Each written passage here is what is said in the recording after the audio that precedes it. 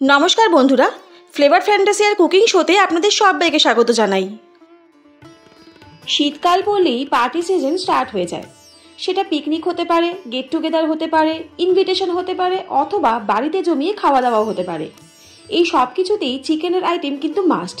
তবে চিকেনের একঘেয়ে স্বাদ থেকে যদি চেঞ্জ করতে চান বা ধরুন মোগলাই বা নবাবি কায়দায় রেসিপি ট্রাই করতে চান তাহলে আজকের রেসিপি আপনার জন্য, যা টেক্সচার স্বাদ সবকিছুতেই নবাবি ছোঁয়া পাবেন। তাহলে চলুন আর কথা না বাড়িয়ে আজকের রেসিপি স্টার্ট করা যাক।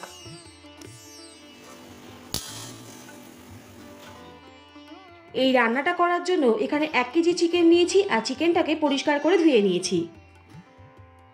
প্রথমে চিকেনটাকে ম্যারিনেট করতে হবে, তার জন্য প্রথমে দিয়ে দিচ্ছি স্বাদ মতো লবণ, 1 টেবিল স্পুন জিরের গুঁড়ো, 2 টেবিল স্পুন ধনে গুঁড়ো, জিরের গুঁড়ো থেকে ধনে গুঁড়োটা একটু বেশি পরিমাণে দেব, দিয়ে দিচ্ছি হাফ টেবিল স্পুন গোলমরিচের গুঁড়ো, দিয়ে দিচ্ছি 2 tablespoon Kashmiri red chilli powder, আর দিয়ে দিচ্ছি প্রায় 200 গ্রামের মতন টক দই।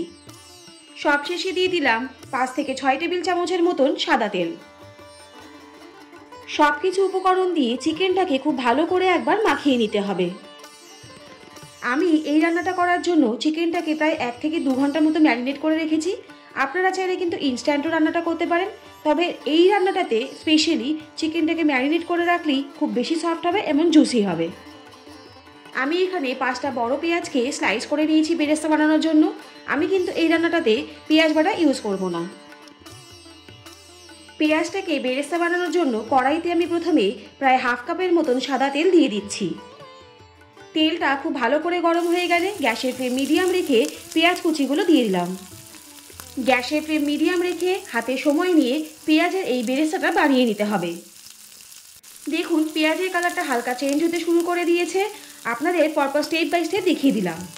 দেখুন পেঁয়াজের বেরেস্তাটা কিন্তু আমাদের হয়ে গেছে, কালারটাও খুব সুন্দর এসেছে। এইবারে আমি বেরেস্তাটাকে তেল থেকে খুব ভালো করে ছেঁকে নেব।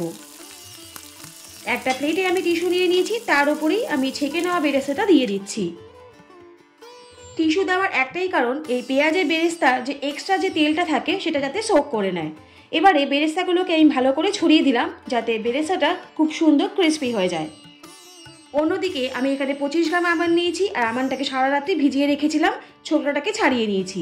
আর নিয়ে নিয়েছি 25 গ্রাম কাজু, সেটাও কিন্তু আমি সোক করে রেখে দিয়েছি। এবারে কড়াইতে দিয়ে দিচ্ছি ঘি প্রায় 200 গ্রামের মতন, আর অবশ্যই বেরেস্তার তেলটাকে আমি সরিয়ে দিয়েছি। আর এই পুরো রান্নাটা আমি ঘিতেই করব। এখানে বলে দিচ্ছি আমি কি কি গরম মশলা নিয়েছি। নিয়েছি শামরিচ, ছোট এলাচ, 1 টুকরো জয়িত্রী, 1 টুকরো জায়ফল, একটা বড় এলাচ, একটা স্টার অ্যানিস, লবঙ্গ, দারচিনি, গোলমরিচ আর শাহজিরা। ঘিটা খুব ভালো করে গরম হয়ে গেলে গ্যাসের ফ্লেম লো রেখে আমি এখানে গরম মশলাটা দিয়ে দিলাম। তারপরে দিয়ে দিচ্ছি আদা, রসুন এবং কাঁচা লঙ্কার পেস্টটা। আদা, রসুন এবং কাঁচা লঙ্কার পেস্টটা দিয়ে গরম মশলার সাথে ঘিয়ের মধ্যে প্রায় 4 থেকে 5 মিনিট ধরে আমি ভেজে নেব। এই আদা রসুনের পেস্টটা ততক্ষণই ভাজতে হবে যতক্ষণ না পর্যন্ত এর কাঁচা গন্ধটা চলে যাচ্ছে। দেখুন আমি 3টে স্টেপ দেখালাম, খুব সুন্দরভাবে কিন্তু কালারটাও চেঞ্জ হয়েছে। আপনারা বুঝতেই পারবেন যে আমাদের আদা রসুনটা খুব ভালো করে ভাজা হয়ে গেছে। এবারে আমি ম্যারিনেট করা চিকেনটা দিয়ে দিচ্ছি, তবে অবশ্যই শুধু এখানে চিকেনটা দেবেন, কোনো রকম গ্রেভি কিন্তু এখন ইউজ করবেন না। চিকেনটা দিয়ে এই আদা রসুন পেস্টের সাথে ঘিয়ের মধ্যে কিছুক্ষণ ভাজতে হবে, তবে অবশ্যই কিন্তু এই রান্নাটাতে গ্যাসের ফ্লেম কিন্তু লো টু মিডিয়ামই রাখবেন। আচ্ছা, আরেকটা ইন্টারেস্টিং পার্ট আপনাদেরকে তো বলাই হয়নি। এতক্ষণে নিশ্চয়ই হাত দেখে বুঝতেই পারছেন এই পুরো রান্নাটা কিন্তু আমার হাজব্যান্ড তৈরি করছে, তাও আবার আমার বাবার বার্থডে সারপ্রাইজের জন্য।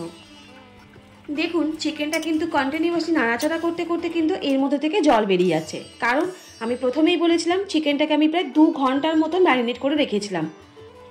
চিকেনটাকে প্রায় 10 মিনিট রান্না করার পর এবারে আমি এর মধ্যে ম্যারিনেট করা গ্রেভিটা দিয়ে দিচ্ছি। আপনারা চাইলে এই ম্যারিনেট করা গ্রেভিটা চিকেনের সাথে কিন্তু দিতে পারতেন, তবে আমি একটাই কথা বলবো, চিকেনটাকে প্রথমেই দিন যাতে ঘিয়ের মধ্যে কিছুক্ষণ ভাজার সময় এই ঘিটা চিকেনের মধ্যে পুরো ইনট্যাক্ট হয়ে যায়। ম্যারিনেশনের গ্রেভিটা দিয়ে চিকেনটাকে আমি আরও 10 থেকে 15 মিনিট রান্না করব, তবে অবশ্যই কিন্তু গ্যাসের ফ্লেম লো টু মিডিয়াম রাখবেন। এবার আমি এর মধ্যে বেরেস্তাটা দিয়ে দিচ্ছি, তবে একটা জিনিস ফলো করুন, চিকেন থেকে কিন্তু অনেকটাই জল বেরোচ্ছে আর তেলও বেরোচ্ছে একসাথে। এবার আমি দিয়ে দিচ্ছি প্রায় 4 টেবিল চামচের মতন টক দই। বেরেস্তা আর টক দইটা দিয়ে চিকেনটাকে আমি আরও 15 মিনিটের মতন রান্না করব। এই রান্নাটাই কিন্তু কোনো রকম জল ইউজ হবে না, কারণ এখানে দইয়ের জল, চিকেনের জল, বেরেস্তা যে দিলাম তার জল বেরিয়ে কিন্তু পুরো রান্নাটা হয়ে যাবে আর চিকেনটা খুব ভালোভাবে কুকড হয়ে যাবে। তবে বারবারই বলছি, একটাই কথা বলবো, গ্যাসের ফ্লেম কিন্তু কোনো রকমভাবে বাড়ানো যাবে না। অবশ্যই এই রান্নাটা করার জন্য গ্যাসের ফ্লেম লো টু মিডিয়াম রাখবেন আর খুব ধৈর্য ধরে রান্নাটা কিন্তু করতে হবে।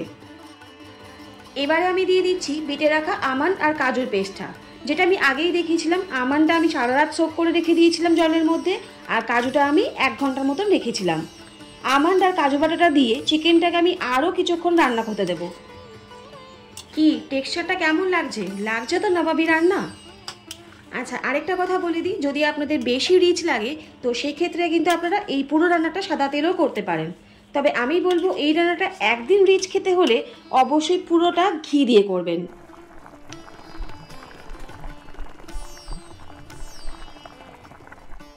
এবারে দিয়ে দিচ্ছি 1 টিস্পুন গরম মশলা আর 1 টেবিল স্পুন কাসুরি মেথি। গরম মশলা আর কাসুরি মেথিটাকে দিয়ে চিকেনটাকে আমি লাস্টবারের মতন খুব ভালো করে একবার নাড়াচাড়া করে নিচ্ছি, কারণ আমাদের কিন্তু এই রেসিপিটা কিন্তু একদম রেডি আর চিকেনটাও খুব ভালো করে কুকড হয়ে গেছে। আশা করি আপনারাও দেখে বুঝতে পারছেন এর টেক্সচার এবং কালার থেকে চিকেনটা ঠিক কতটা টেস্টি হয়েছে। তাহলে এবারে চলুন সার্ভ করা পালা। আমি এখানে বেরেস্তা পোলাও দিয়ে সার্ভ করছি।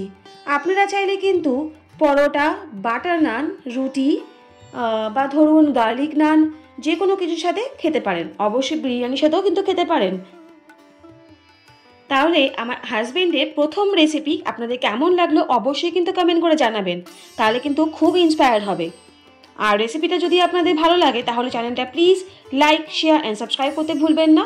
আর পাশে থাকা বেল আইকনটা অবশ্যই প্রেস করে দেবেন, যাতে এরকম নিত্য নতুন রেসিপি আপনাদের কাছে সবার প্রথম চলে যায়। সবাই সুস্থ থাকুন, ভালো থাকুন। অনেক ধন্যবাদ পাশে থাকার জন্য। দেখা হচ্ছে নেক্সট কোনো ইনোভেটিভ রেসিপি নিয়ে। ততক্ষণের জন্য tata. Till then stay tuned.